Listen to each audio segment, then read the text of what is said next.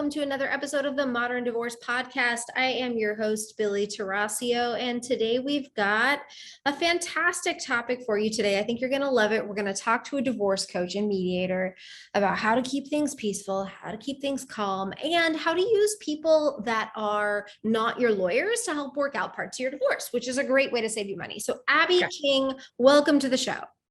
Thank you. Thanks for having me. Absolutely. Thank you so much for being here. So can you start by giving us a little bit of your background and what happened to make you become a divorce coach? So when I was divorced about 10 years ago and going through it for a few years prior, I was the first one out of any of my friends, the first one out of my family. I had really nobody to talk to or look to other than my lawyer. And around that time, I was writing, freelance writing, and my articles on divorce were getting a huge response. And random people were emailing me with tons of questions. And I was just giving solicited advice. And one thing led to another. And I was researching something for an article I was writing, and I came across divorce coaching, and I rolled my eyes and thought it was kind of, nonsense, and looked into it, and it wasn't. And I went through the training and started my own business, and slowly and surely it was growing and growing, and it's really just been taking off by word of mouth. That's fantastic. Yeah, completely unexpected. Yeah. So what do people need from you most? Mostly custody. I do have single clients, and we talk about, moving on. A lot of times it's, should I get divorced? Shouldn't I get divorced? How do I tell my family? How do I tell my friends? How do I tell my spouse that I am seriously moving forward with divorce without them freaking out and taking revenge financially or emotionally? It really varies. I mean, I'd say the crux, if you have children, is custody. Yeah. I'd say that's, always touched on. Everything else is kind of sprinkled in depending on the situation. But if you have kids, custody is a big thing that always needs to be addressed. Absolutely. And even what you're talking about, I talk to clients about that almost all the time. How do I tell him? How do I tell her?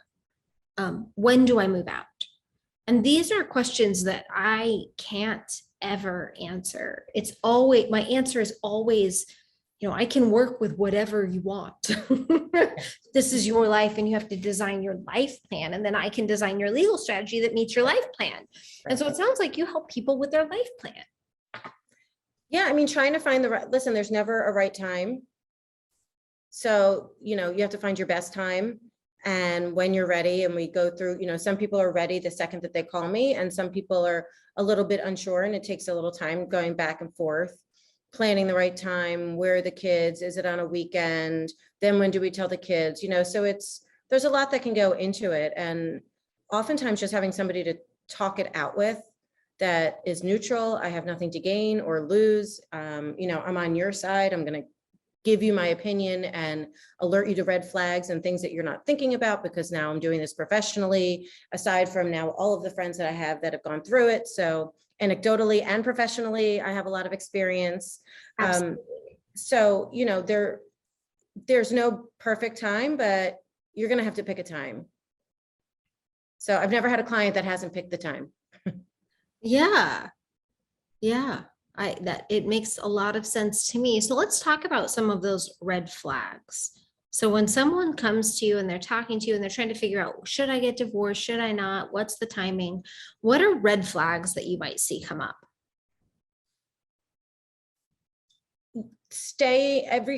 All the reasons that they're giving me for wanting to stay have nothing to do with them or their happiness. I'm scared he's going to. I'm scared she's going to. I feel bad about the kids. My parents have been married for 60 years and nobody's divorced. So when all of the reasons that you're staying are for everybody else, that's a big red flag. And that doesn't mean you shouldn't consider your kids and all of that. But, if there's nothing in there, I still love him. I still feel supported by her. I still feel like there is a way maybe we could work it out. If I'm not hearing any of that, you know, it sounds like Sure. you're more ready than not. Yeah. People really wanting to know that they did everything they could, Yeah. and they're looking for me to give them a diploma. Like, but did I do everything I could? Well, I can't answer that for you. What does that mean to you? You know, if you just close your eyes and you're quiet for a few minutes, do you really feel like you gave it everything you could? You could have to answer that. But sometimes people are looking for, you know, like a stamp, like a Well, did seal. you You're do done. You can move this, over. You did this. Yeah. So, um, Yeah. so that's really it. Like if all your reasons are based on external people and external circumstances, and if you're just looking for somebody else to tell you that you did everything you could, you know, Right. And that makes a ton of sense. So, what are some of the most common mistakes that you see with people who are getting a divorce? when it comes to kids, um, working out a custody schedule that doesn't make sense. And Hmm. that doesn't mean that one party is putting it on the other. This means that they could both be kind of screwing themselves up together, Mhm, mhm, by agreeing to something that sounds like it makes sense mhm, without really thinking it through, mhm, depending on the age of your kids. mhm. But, you know, a custody schedule for a 2-year-old is very different than an 8-year-old, which is different than a 16-year-old. And really playing out, what time are the pickups on Saturday? What time are we Right. switching? Where, how many nights? You know, people are they worry a lot about the 50-50 if that's what they have, which is great. And they're going with a traditional, I've heard of this, I've heard of 3 days or 4 days. But they're not really thinking, okay, what time are you going to switch on Wednesday or on Sunday? And Right. what does that look like for the middle of your day? How are you Right. going to handle holidays? You know, Memorial Day weekend, if you're switching every year, well, Memorial Day weekend, Memorial Day is just a Monday, Mhm, but that weekend is Thursday to Monday or Friday to Monday, right? mhm, mhm. So if it's one party's weekend with their kids, but it's the other party's Monday, Memorial Day holiday, then they don't get the whole weekend, then they just get their kids from like 9 to 6 on Memorial, you know. So how do you live your life? How do you live Thanksgiving? How do you live July 4th? Do you guys go away for 3 days, or do you just do fireworks in your town for 2 hours? You know, thinking about how you live your life and really walking through what custody looks like and trying to make it easiest on everybody, um, I is think really that that's just a really good point. Um, in my own parenting plan, I have a really strange parenting plan. We don't have a holiday plan. We just have week on, week off all year long. And then we have 2 weeks of vacation days, 14 vacation days that either of us can take whenever we want for whatever reason. And it's because I have, as a divorce attorney, have watched people try to navigate this. We share the birthday, we share, and right. in my opinion, for my kids, the fewer transitions, the more they can just be in their life with their parent and then Mhm. be in their life with their other parent. For me, was a better way to go. Yeah. I mean, and you would know, I mean, if you try that and it's not working, then you can try something else. That's true. You can absolutely try something else. And you're not Yeah. stuck with a parenting plan. It can be hard when people have different values. Like one person Yes. can be very much more rigid than the other. So if you have two flexible parents, that's really easy. They don't really call me or probably you that often. They figure it out. They're flexible. Yeah. I mean, for most of my clients, my advice is always be as detailed as we possibly can, with holidays, with literal times on the transitions are at 4 p.m. on, put everything down. And then you are welcome to be as flexible as you want to be. You can throw it out the window. You can be easy on each other, help each other out, but you want to have something in place in case you can't, you didn't expect to get divorced when you got married, and you don't know what's going to happen next. One of you may find a partner that makes that flexibility not a possibility anymore for True. whatever reason. Right. And so you need to have something that you feel good about Mhm. to fall back on, because it, you know, it's easy to change if you're flexible, but it is very hard to change if one party doesn't want to. Both parties have to agree to a change in custody plan. Right, right. Which is why your parenting plan just needs to be straightforward. Everybody needs to know what it means. Yep, detailed, write as much as you can down, and then decide how, how much you adhere to it or not. Mm-hmm. Yeah. So the other thing I'm wondering is usually when parents start first putting together their parenting plan, they're really concerned about knowing what's going on. Where are my kids? Like, where are you taking them? Yep. Where are you living? Who's around them? Where's and they want to know a lot of information, like you need my permission before you go travel somewhere. What do you advise people about that? Right. So traveling, babysitters, Mhm. obviously people should know where their kids are living. I mean, that's Mhm. I actually have experience with a situation like that, and it's crazy, but you should know where your kids are living. Yeah. But babysitters, first right of refusal on vacations and babysitters, it sounds like a good idea. I know it really does. And again, it depends on the age of your kids. The younger they are, the better it sounds. And here's where the experience comes in. And, and this is what a divorce attorney, when you're paying them $500 an hour, isn't going to sit and walk through this with you. And they may not even, if they haven't experienced it, that's not why you have an attorney. But it can be a really bad idea, because you want the opportunity to have your kids on a Thursday night if your ex has to go out of town, right? Oh, great, I'm free. Please, I want to have them. Okay, well, in 6 months, you meet someone you're dating, you're going away for the weekend. You don't want to have to tell your ex where you're going and who you're going with. And it gets very sticky. And you may love the babysitter that's 2 apartments down. She's only 15, but you know her very well. You know that her parents are home. It's their 2, apartments away. It's a great situation, but your ex just hears that some 15-year-old is babysitting your 4-year-old, and they may not like that, so I think that obviously barring really rash, crazy decisions, it really only works one way. You want to be asked and given the information, but you don't really want to have to give out that information. So I really, just remind people of that and let them know. And 9 times out of 10, they're like, oh, I'm taking that out. Right. Yeah, yeah, it's a real struggle for parents to go from being in their house with their children every single day to now not knowing for large periods of time. It's hard. It's an adjustment. I totally understand that. What do you think about phone contact and video contact? Again, I hate to keep saying like age appropriate, but age appropriate for kids who don't have phones of their own. It would be ideal if the other parent, and it depends, if you're doing a week on and a week off and your kids are 3 or 4, you're going to want to talk to your kid at some point in that week. And the kid is going to want to talk to that other parent. And it is possible to put in a phone call every Tuesday, for 20 minutes, and you try to make that happen. If it's 2 nights, Monday, Tuesday, then Wednesday, Thursday, and the kids are 10, for 2 nights, maybe let them just be with that other parent. So I think you just have to use logic. When kids are old enough, and I mean, old enough, kids are having phones now. I don't know.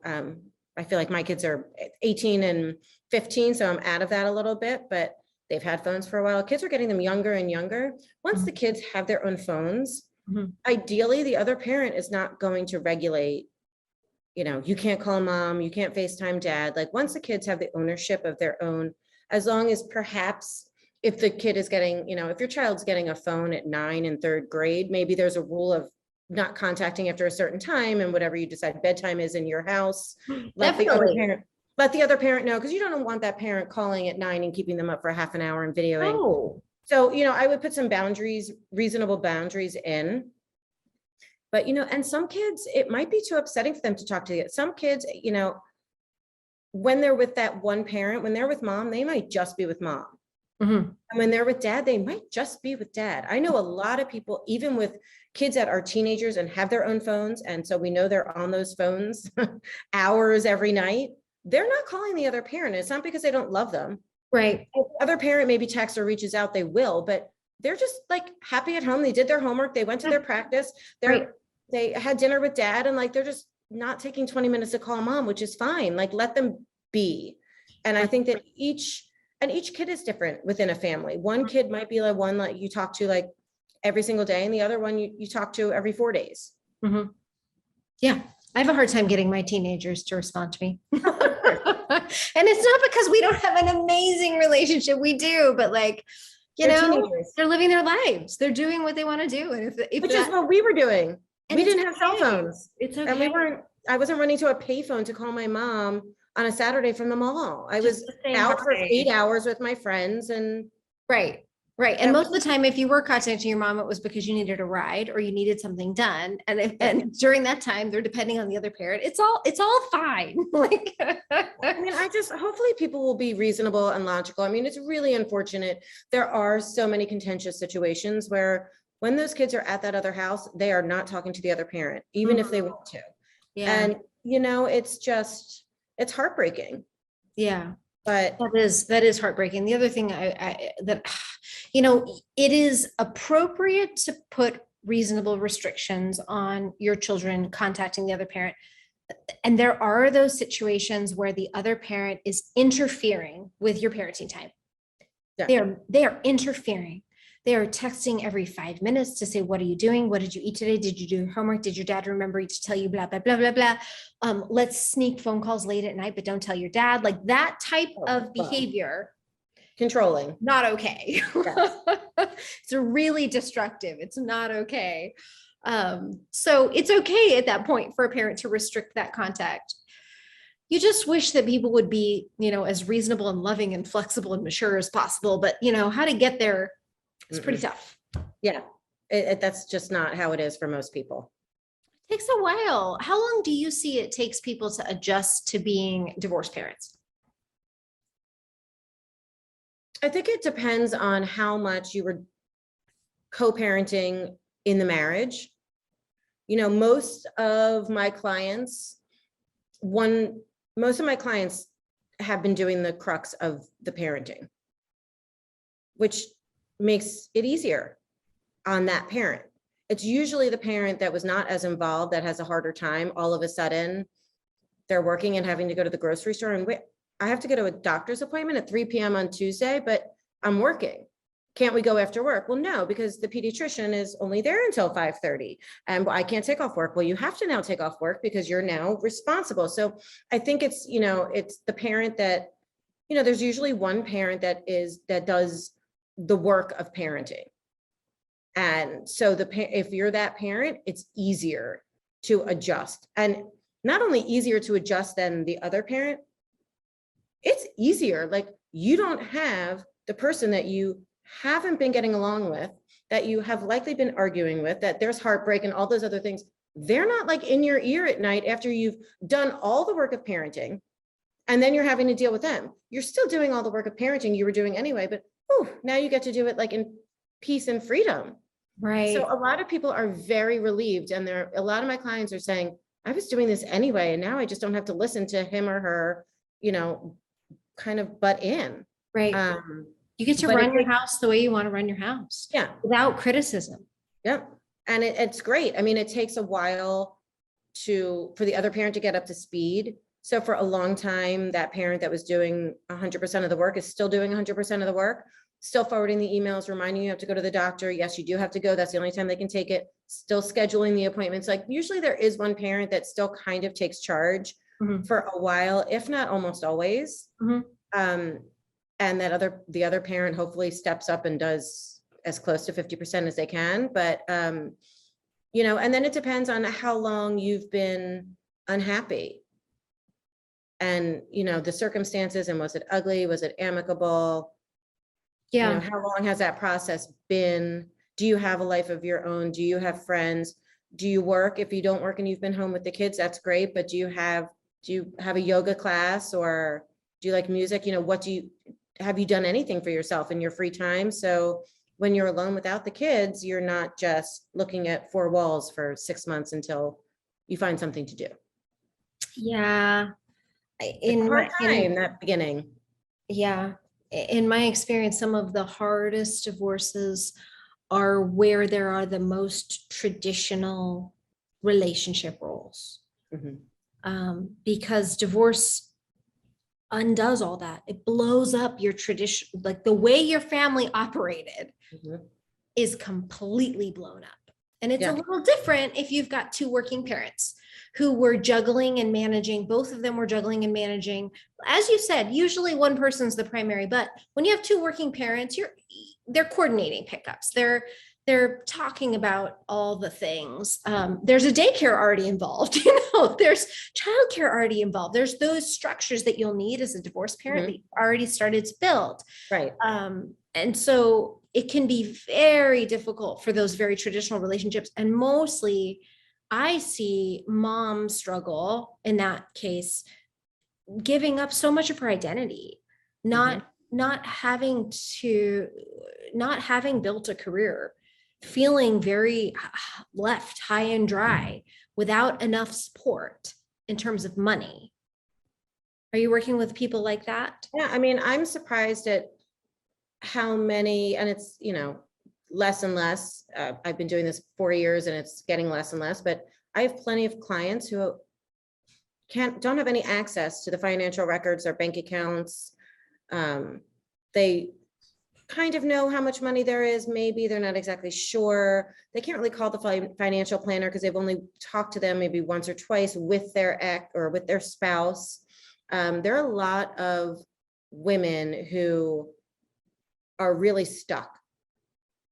Yeah. And, there's a lot of, I'm very flexible in my payment plans, but I've gotten payments in all sorts of creative ways from women who really, they really have a spouse who, if they so chose, would know exactly every penny they spend because they don't have their own, not even source of income, because there are plenty of marriages also where there is just one person working, but the other person is a complete partner in the financial plan. They're oftentimes, even that person, the one that's not working, is paying all the bills. Sure. One is making and one is then Running. taking care of everything Yeah. else with that. So that's a great position to be in. But I have several clients who literally have no way, to even write a small check or Venmo without their spouses knowing.